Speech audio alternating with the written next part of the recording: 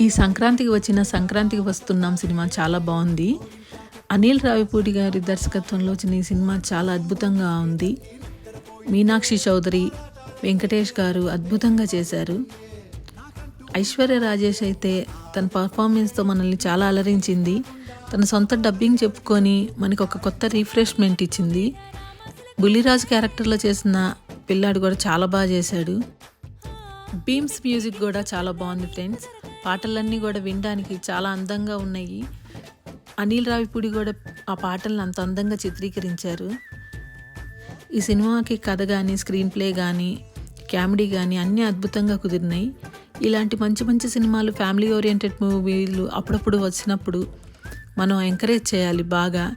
ఇది అందరూ మళ్ళీ మళ్ళీ చూసి ఇంకా పెద్ద హిట్ చేయాలని మనస్ఫూర్తిగా కోరుకుంటున్నాను ఫ్రెండ్స్. ఇది సంక్రాంతికి విందు భోజనం అనే చెప్పాలి.